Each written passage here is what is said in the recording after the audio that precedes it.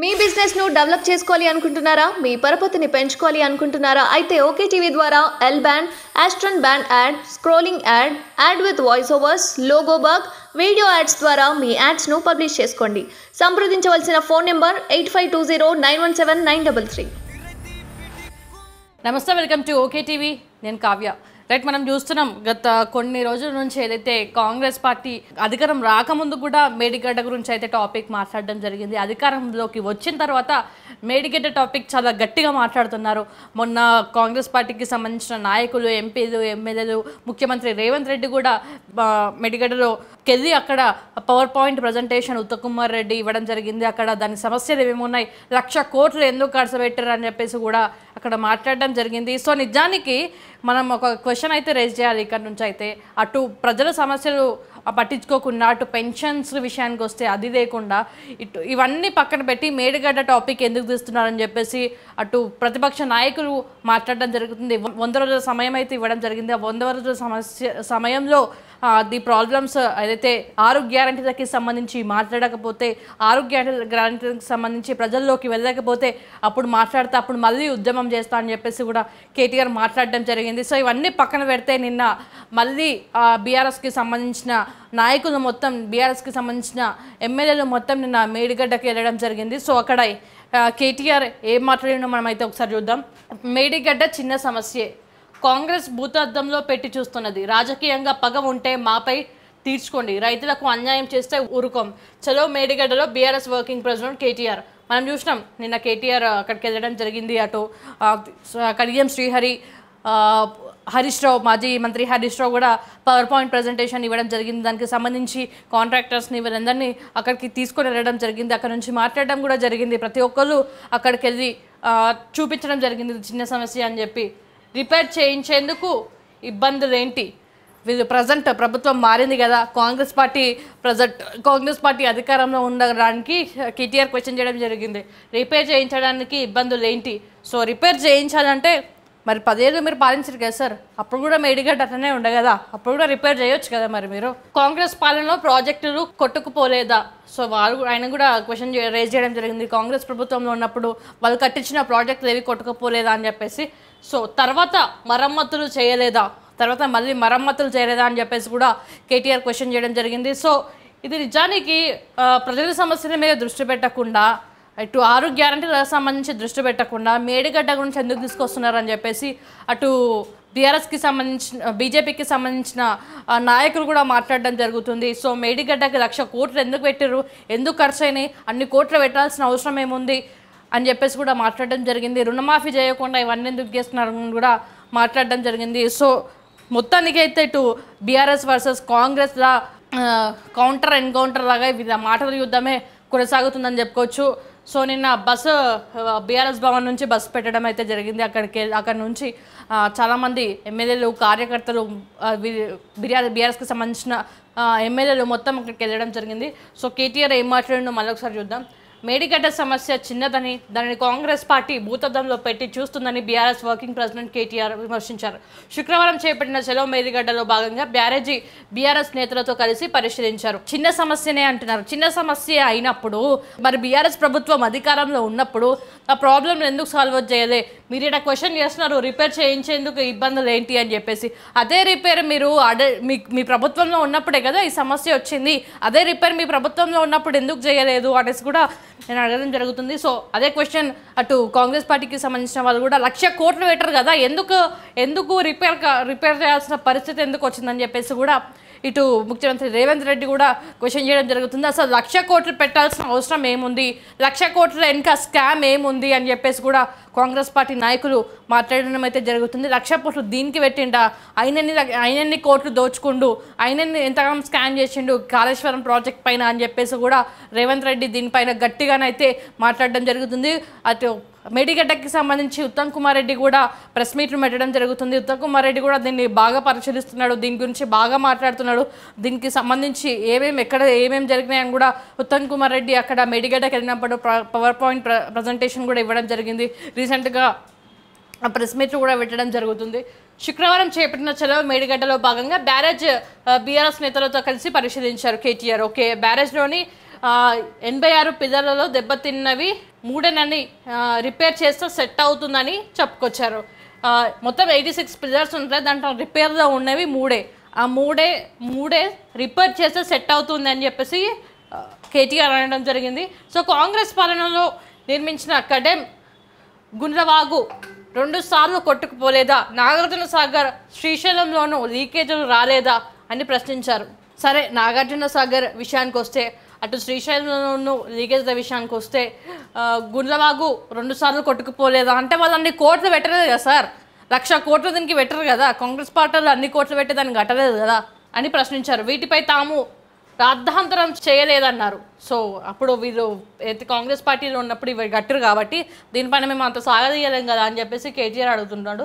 చిన్న సమస్యను పెద్దదిగా చూపి కాళేశ్వరం ప్రాజెక్ట్ పనికి రాదని, దీనివల్ల 1,00,000 కోట్లు కొట్టుకుపోయాయని, సో నాగార్జున సాగర్ దీనికి సంబంధించి అక్కడ లీకేజీలు రాలేవా, 2 సార్లు కొట్టుకుపోలేదా అని చెప్తే దానికి కాంగ్రెస్ పార్టీ అన్ని కోట్లు ఖర్చు పెట్టలేదు కదా సార్. 1,00,000 కోట్లు మీరు ఏడబెట్టారో చెప్పురే, మరి ఏం చేసారు? 1,00,000 కోట్లు పెట్టి ప్రాజెక్ట్ కట్టినాం అనేసి అన్నారు కదా. 1,00,000 కోట్లు పెట్టి ఎందుకు పెట్టాల్సి వచ్చింది? 1,00,000 కోట్లు అంత ఒక ప్రాజెక్ట్ కట్టడానికి 1,00,000 కోట్లు ఖర్చు అవుతాయా అని చెప్పేసి వాళ్ళు ప్రతిపక్షంలో ఉన్నప్పటి నుంచి కూడా మాట్లాడుతున్నారు. అటు బీఆర్ఎస్కి సంబంధించిన నాయకులే కానీ, అటు కాంగ్రెస్ పార్టీకి సంబంధించిన మీరు అధికారంలో ఉన్నప్పుడు వీరు కూడా క్వశ్చన్ చేయడం జరిగింది.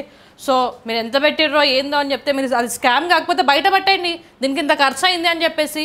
వీటిపై తాము రాద్ధాంతరం చేయలేదన్నారు. సో మీరు అప్పుడు రాద్ధాంతరం చేయలేదు అంటే ఎందుకు చేయలేదు? మరి అన్ని కోట్లు పెట్టలేరు కదా వాళ్ళు, అన్ని కోట్లు పెడితే మీరు కూడా రాద్ధాంతరం చేస్తుండే దాన్ని. చిన్న సమస్యను పెద్దదిగా చూపించి కాళేశ్వరం ప్రాజెక్ట్ పనికిరాదని, దీనివల్ల 1,00,000 కోట్లు కొట్టుకుపోయాయని దుష్ప్రచారం చేయడం సరికాదన్నారు. కాళేశ్వరంపై కాంగ్రెస్ విష్ప్రచారం, బీఆర్ఎస్ వాస్తవాలనే పుస్తకాన్ని ఆవిష్కరించారు. అబ్బాబాబాబా, చూసిరా, కాంగ్రెస్ పార్టీ విష్ప్రచారం, బీఆర్ఎస్ వాస్తవాలనే పుస్తకాన్ని ఆవిష్కరించారంట. నిన్న దాంట్లో ఎన్ని వాస్తవాలు ఉన్నాయో, ఎన్ని స్కామ్లని దాన్ని వాస్తవాలుగా తీర్చిదిద్దిర్రో ఆ పుస్తకంలో. సో ఇవన్నీ పక్కన పెడితే, సో సరే వీళ్ళు మాట్లాడారు, ప్రతిపక్షంలో ఉన్నారు కాబట్టి మాట్లాడుతారు, వాళ్ళ అధికారంలో ఉన్నారు కాబట్టి మాట్లాడుతారు, వీళ్ళు 10 సంవత్సరాలుగా వీళ్ళు చేసారు కాబట్టి దాన్ని వాళ్ళు పాయింట్అవుట్ చేసారు. ఇప్పుడు వీళ్ళు అధికారంలోకి వచ్చారు కాబట్టి వీళ్ళు కూడా పాయింట్అవుట్ చేస్తున్నారు. ఏది ఏమైనా కూడా అటు మీరు ఎన్ని స్కాములు చేసిరా, ఏం చేసిరా సెకండరీ. సో ప్రజలకి మీరు ఎంత చేస్తున్నారు, ప్రజెంట్ ఉన్న గవర్నమెంట్ ప్రజలకు ఎంత చేస్తుంది, గతంలో ఉన్న ప్రభుత్వం వాళ్ళు ఎంతవరకు చేసింది, ప్రజలకు ఏమేమి ఇచ్చింది అని చెప్పేసి కూడా ప్రజలు కూడా క్వశ్చన్ చేయడం జరుగుతుంది. ఇప్పుడు మీరు గద్దె దిగిర్రు అంటే ఏ కారణంగా గద్దె దిగురు? ప్రజలకి చేస్తే కేటీఆర్ చాలా కాన్ఫిడెంట్గా ఉండే గత ఎలక్షన్స్ అప్పుడు ఖచ్చితంగా మేమే గెలుస్తామని చెప్పేసి.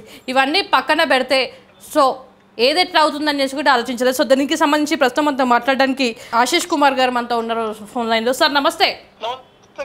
సరే, బాగున్నాను సార్, మీరు ఎట్లున్నారు? సో ప్రజెంట్ బీఆర్ఎస్ పార్టీ అయితే నిన్న మేడిగడ్డకి వెళ్ళారు, అక్కడ అది చిన్న సమస్య సార్. అదే నిన్న మేడిగడ్డకి వెళ్ళడం జరిగింది బీఆర్ఎస్కి సంబంధించిన నాయకులు. మీరు కూడా వెళ్ళారో లేదో నాకు తెలియదు. వెళ్ళిరా? సో అది మొత్తం 3 పిల్లల దెబ్బతిన్నాయి, అది రిపేర్ చేస్తే సెట్ అవుతుందని కేటీఆర్ అంటున్నారు. మరి 1,00,000 కోట్లు ఎందుకు పెట్టినారు? 1,00,000 కోట్లు పెడితే రిపేర్ చేయాల్సిన అవసరం ఏముందని చెప్పేసి కాంగ్రెస్ పార్టీ వాళ్ళు అంటున్నారు. దీన్ని మొత్తానికి మీరు ఎట్లా చూస్తారు?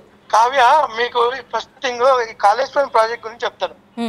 కాళేశ్వరం ప్రాజెక్ట్ అంటే ఒక 3 బ్యారేజ్లు, 15 రిజర్వాయర్లు, 19 సబ్ స్టేషన్లు, 21 పంప్ హౌస్లు, 203 కిలోమీటర్ల టనల్లు, 1,535 కిలోమీటర్ల gravity canals, 140 TMC storage, 240 TMC utilisation, 530 metres of lifting Godavari water. ఇది ఇంత పెద్ద ప్రాజెక్ట్ లా ఏదో ఒక 2-3 పిల్లర్లకి ఏదో అది రిపేర్ చేసి ఇమీడియట్ గా వాటర్ ఇవ్వకుండా వాళ్ళు ఏదో ప్రీవియస్ గవర్నమెంట్ మీద బట్టగాల్చి అది ఎంతసేపు వాళ్ళ 6 గ్యారెంటీలు వాళ్ళు ఇచ్చిన ప్రామిసెస్ పక్కదోవ పట్టేయడానికి మా గవర్నమెంట్ చేసింది ఏదో 1,00,000 కోట్లు అని చెప్పేసి బద్నాం చేసాడు తప్ప ఇంకేం లేదు.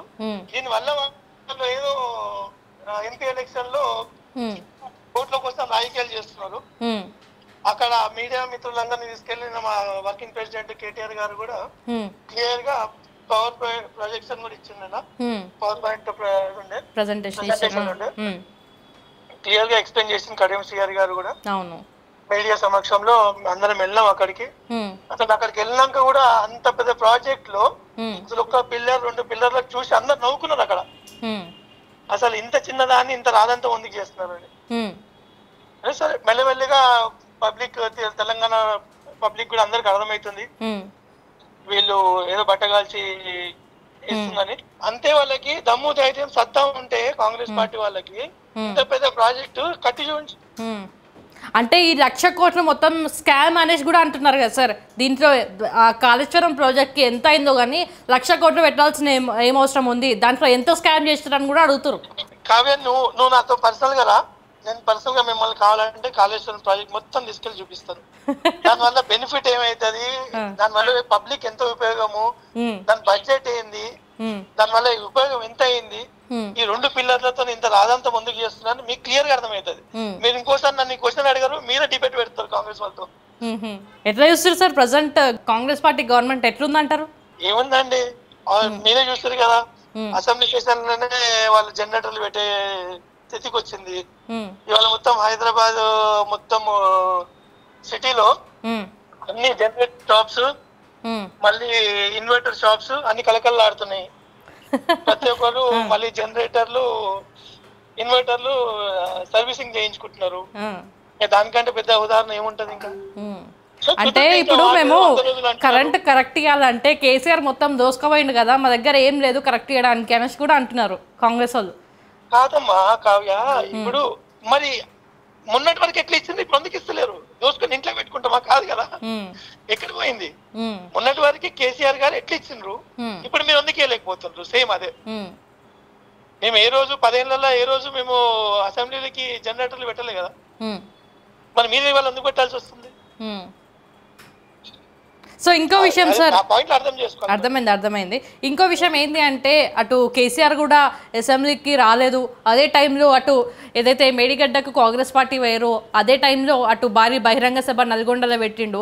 నల్గొండలో పెట్టిన సభ పెట్టాల్సిన అవసరం ఏముంది, అసెంబ్లీకి ఎందుకు రావట్లేదు, ముఖం ఎందుకు చాటేస్తున్నాను కూడా చెప్పడం జరుగుతుంది.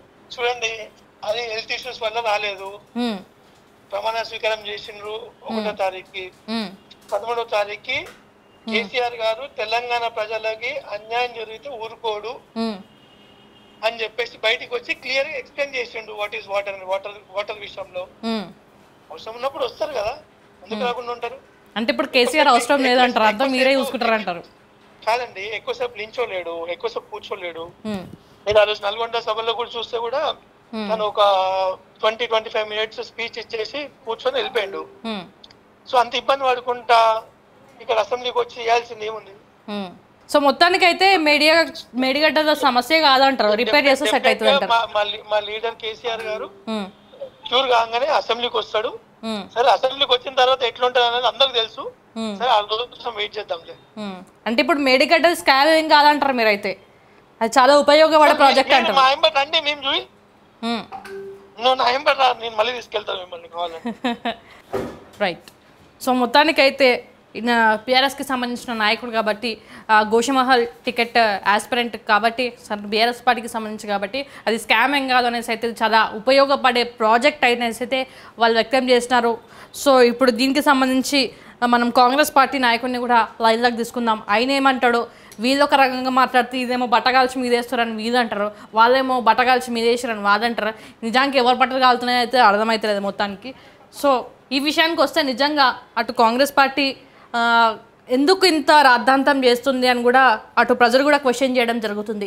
బీఆర్ఎస్ పార్టీ అదేమో చిన్న సమస్య, అటు పిల్లర్ల విషయానికి వస్తే 3 పిల్లర్లే కాబట్టి అది రిపేర్ చేస్తే సెట్ అవుతుంది అనేసి అయితే వ్యక్తం చేస్తున్నారు. మొత్తం 86 పిల్లర్లు ఉంటే దాంట్లో 3 పిల్లర్లు రిపేర్ చేయాలి, ఇంత చిన్న సమస్యను ఎందుకంత భూతద్దంలో పెట్టి చూస్తుందని చెప్పేసి అటు నిన్న కేటీఆర్ కూడా అనడం జరిగింది.